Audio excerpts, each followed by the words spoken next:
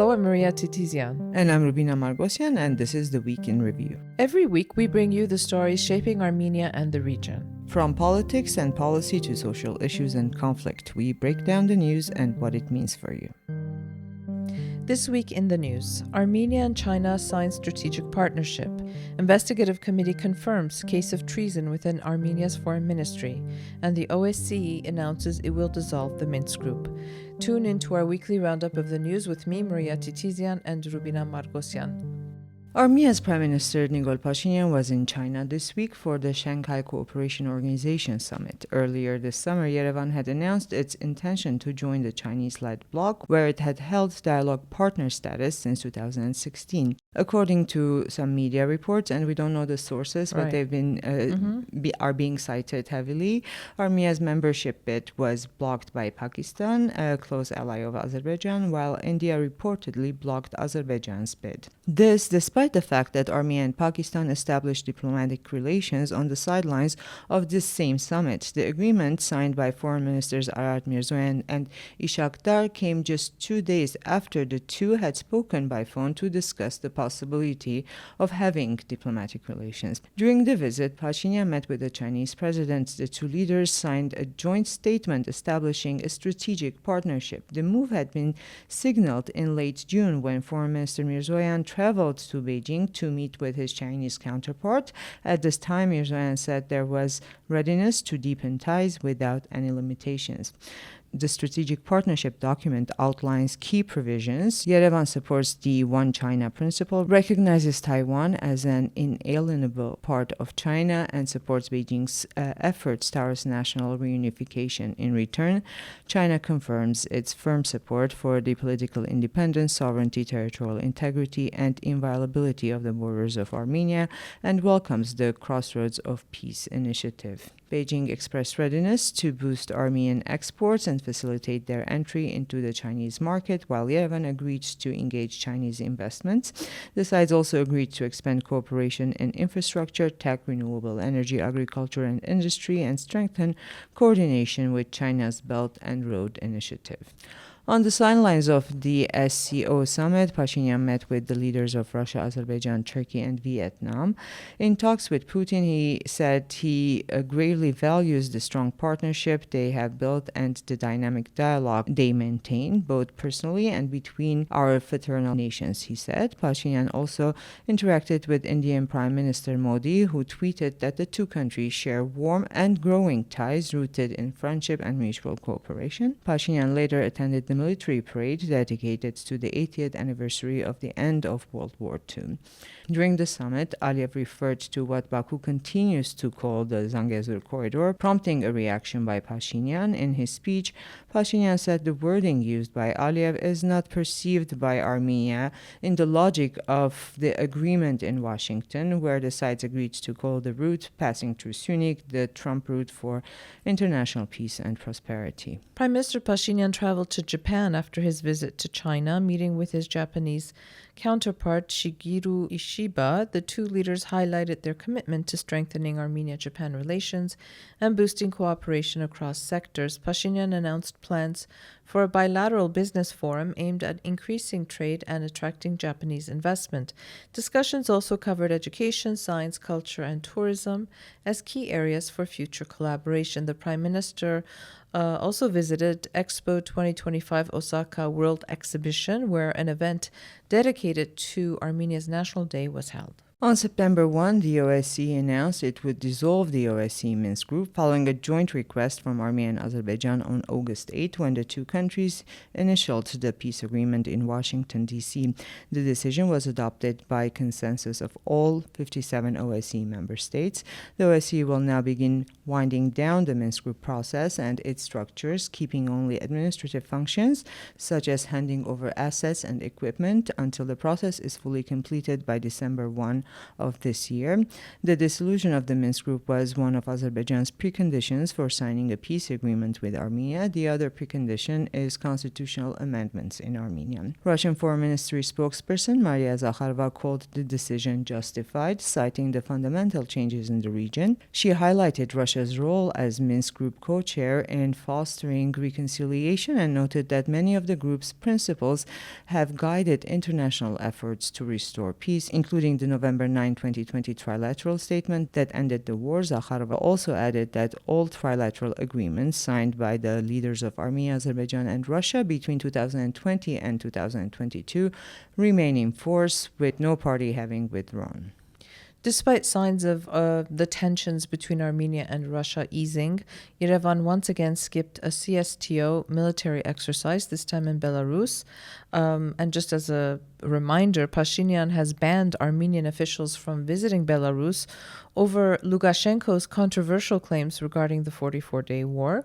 Armenia hasn't joined CSTO drills since 2023 after the bloc failed to respond to Azerbaijan's attacks on Armenian territory in September of 2022. Since then, Armenia has steadily distanced itself from the military alliance. And like I just said, not participating in exercises since early 2023, giving up its Deputy Secretary General post and recalling its envoy from the organization. In February 2024, Prime Minister Nikol Pashinyan said Armenia had essentially frozen its membership, and by May, Yerevan announced it would stop contributing to the bloc's budget. And over the weekend, Armenia Security Council Secretary Armen Grigoryan visited Tehran, where he met with Iranian President Masoud Pezeshkian and other officials. The two sides reaffirmed plans for a strategic partnership and reviewed the agreements reached on August 8 in Washington. Pezeshkian said recent high-level contacts, including his own visit to Yerevan, have helped address uncertainties around the Washington agreements. Grigoryan then traveled to France, where he met Nicolas Roche, head of the Defense and National Security Secretariat. Their talks focused on security cooperation, cybersecurity, and protecting the information environment. And more in diplomatic news, EU Special Representative Magdalena Grono visited the region this week. In Yerevan, she met with Secretary of the Security Council Armen Grigoryan and Deputy Prime Minister Meher Grigoryan to discuss the agreements reached between Armenia and Azerbaijan in Washington in early August, as well as broader Armenia-EU cooperation. Before arriving in Yerevan, Grono held similar talks with President Ilham Aliyev in Baku. And the Investigative Committee has confirmed a case of treason within Armenia's foreign ministry. On June 20, a ministry employee was charged with state treason, including espionage and providing a foreign state with access to classified information. The individual is currently in pretrial detention. Investigators emphasized that no evidence links other foreign ministry staff to the case, dismissing media reports suggesting wider involvement. They also clarified that the employee has never held a senior post or served as a consul abroad. The committee further denied speculation that Armenia's consul in Vienna was implicated, stressing that reports of her arrest at Zvartnots airport are false. And in other local news, the Yerevan court has extended the detention of Archbishop Mikhail Ajabayan for another month. He has been in custody since June 28, accused of calling for the overthrow of the government. The church criticized the decision, accusing authorities of waging an anti-church campaign, and called for the immediate release of the Archbishop and also of Bagrat Galistanyan. Over the weekend, Catholicos Karekin met with Narek Karapetyan. Narek is the nephew of Sambel Karapetyan and the leader of a new movement called Our Way, and other members. Karapetyan outlined the movement's priorities for addressing challenges facing the homeland, and there's been discussion that this is going to then turn into a political movement, right? Yes. So the Catholicos, meeting with them, praised their dedication to the vision of Samvel Karapetyan, who he described as unlawfully imprisoned. He reaffirmed the church's efforts to secure the release of Karapetyan, as well as the Archbishop and Bagrat Galistanyan. And as I'm sure most of our listeners know, Samvel Karapetyan is also in pretrial detention for the overthrow of the Armenian government. And this week, the International Committee of the Red Cross office in Azerbaijan was formally closed. It has been the only organization with access to the 23 Armenian prisoners held in Baku. Among them, Viken Uljakjan, sentenced to 20 years on charges of terrorism and illegal arms transfer, has reportedly been on a hunger strike for over 3 weeks. His family says he began the hunger strike around August 13, shortly after the White House summit, and his health is deteriorating. Human rights lawyer Siranur Sahakyan reported that some prisoners have attempted suicide without naming who they are. She did say it wasn't from the political prisoners. She noted that since June, detainees have had no physical contact with independent organizations and remain in complete isolation with no monitoring of their health or psychological well-being. Yeah, I mean, this is the problem, right? We no longer have access to the prisoners. And interestingly, Rubina, then, I was reading news that Viken Uljakjan had actually stopped his hunger strike, but then because there's no direct access to our prisoners, we're getting and this a lot is not the first time he's been on hunger Mm-hmm. strike, but it's very difficult to confirm these reports. Mm-hmm. Indeed. Well, September 2 marked Artsak's Independence Day. Around 4,000 people gathered at Freedom Square in the capital for a rally under the slogan Return. Speakers insisted that the Artsakh movement is not over and that return is inevitable for the Armenian population that was ethnically cleansed. Prime Minister Pashinyan, however, has argued that such a movement can't continue or should not continue, saying a return is unrealistic at this point and could even endanger Armenia's independence. Earlier that day, a memorial that is called The Call of Artsakh was unveiled at Yeraplur. Yeraplur is a military cemetery honoring those who died for Artsakh's freedom and the victims of that horrific September 25, 2023 explosion. Artsakh's last president, Samvel Shahramanyan, reaffirmed that on September 2nd, on Independence Day, reaffirmed that all branches of Artsakh's government continue to exist and stressed that the right of Karabakh Armenians to return to their homeland remains fundamental. Meanwhile, Azerbaijani authorities began demolishing the foreign ministry building in Stepanakert. There are images of that all over social media. And last year, they also demolished state buildings in the capital's central square, including the very beautiful parliament building in Stepanakert. Armenia's Parliamentary Commission on Defense and Security announced that the report of the Investigative Commission examining the 44-day war has been sent to the Speaker of the National Assembly. We've been waiting for this report. Of course, it's not going to be public anytime soon, but we've been waiting for this report for years now. The commission was established in February of 2022 by the civil contract deputies. It includes members from both the ruling party and the opposition. Its chair, Andani Kocharian, said the report will be discussed during the National Assembly's autumn session at the end of September. Because of the large amount of classified material, the session will be closed, though the report will be accessible to the relevant authorities. And Armenia's Investigative Committee has begun proceedings to have an international arrest warrant issued for David Papazian. He is the former director of Armenia's National Interest Fund, ANIF, that went belly up or was shut down.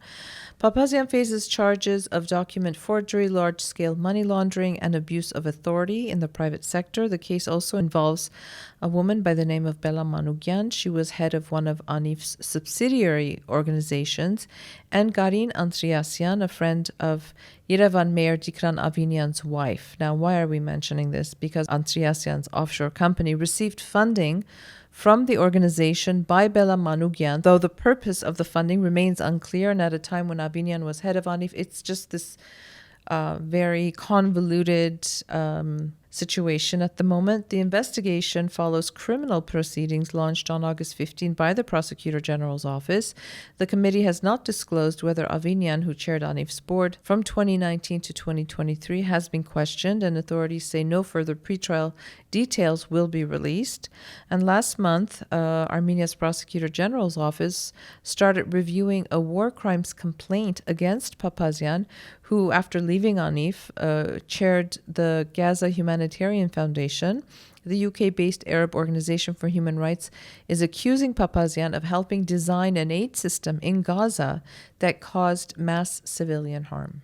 Well, in similar news, former Yerevan Mayor Daron Markaryan and 15 other officials are being accused of large-scale money laundering, abuse of authority, and illegal appropriation of state and municipal land.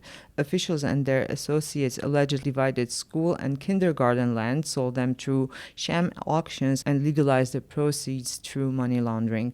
This week, prosecutors also filed a property claim against Armenia's third president, Serge Sarkisyan, seeking to recover around $1 million for the state. The case relates to a 2-decade-old deal during Sarkisyan's tenure as defense minister, under which land near the Yarabolu cemetery was sold below market value. Prosecutors allege that land was transferred to the company Toyota Yerevan, 30% of which is owned by Robert Kocharyan's son, Setrap Kocharyan.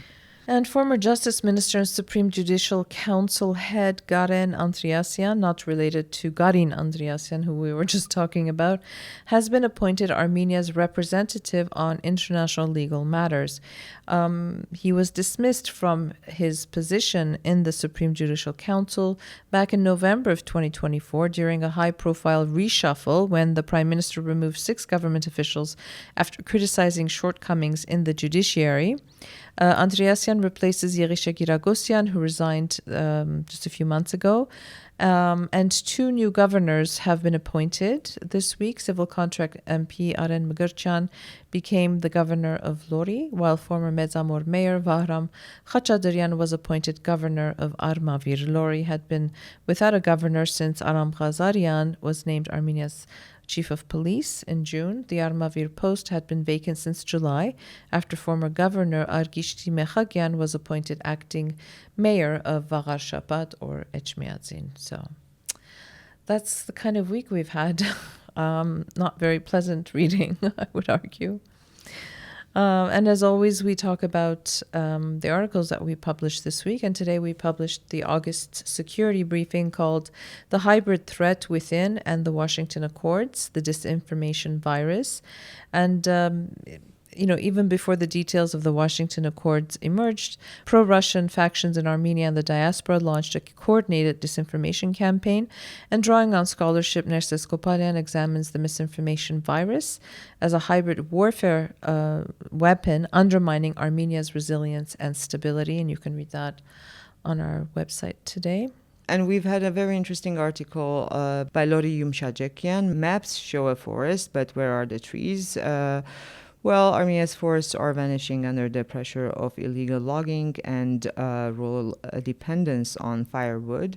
The author follows volunteer rangers in Dilijan who risk their safety to defend fragile ecosystems, exposing corruption, weak enforcement, and the urgent fight to save Armenia's trees.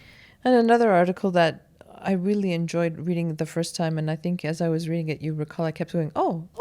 Yes. It's by Tallinn Krikor. It's called Of Roland Barthes, Ludwig Mies van der Rohe, and Photographs of Women Architects. And what she does, and she's handed this photograph years ago during a family gathering, and she looks at the images and she says, I have seen the eyes that have seen the emperor. So it's a reference to Roland Barthes. Anyway, so through forgotten photographs and Barthes' language of the studium and the punctum, Tallinn Krikor uncovers the overlooked histories of Armenian women architects in modern Iran. She traces their encounters with Mies van der Rohe and revealing silent, resilient cosmopolitanism in a male-dominated world. And our friends are featured, their parents. Yes, his mother, a good friend of ours, Eric Grigorian's mother, is featured. And you realized that she was as also I was reading featured. it, I said to you, what's Eric's mother's name? I wanted to make sure it was about her. And it's also kind of that experience we had, what kind of relates to what Tallinn is also saying. You see this old women that and you don't realize that they were trailblazers in their time, and they were ahead of their time. That's why I don't like getting old. Anyway, that's completely unrelated. Go ahead. Well, another article we published this week, it's called Anatomy of a Process, which is kind of like a a little series. by Hranush Dermoyan. This time she looks into Armenia's biometric passport journey. Which has been a bit of a mess. Yes, it's been long, troubled journey towards biometric passports, and this process has revealed much about Armenia's institutional weaknesses and European aspirations. And as the EU moves forward with visa liberalization and new border controls, Armenia's ability to deliver secure documents will shape its citizens' access to Europe. And this is a and podcast spare we can our have nerves in the process. Right. And a very interesting piece by Kanarik Baghdasaryan called The Uneven Digital Transformation of Armenian Businesses. And so she looks, when we talk about digital transformation, it's not only about having a social media presence and, a website. And some are embracing online tools. And are you saying, an Instagram page doesn't solve all your business problems? No, it doesn't. She's looking at integrated systems, but she says that many businesses in Armenia are still stuck in outdated practices. She explores this digital divide across size, sector, and region, and what policies are needed to build an inclusive, future-ready economy. And of course, there's a big divide between the rural and the urban. In Yerevan, more businesses actually have embraced digital technologies, where in the regions they haven't. So it was a very eye-opening and interesting piece that we had, yeah. And that's the kind of week we had here in Armenia. Thank you for listening. Have a safe and peaceful weekend, and we will be back again next week.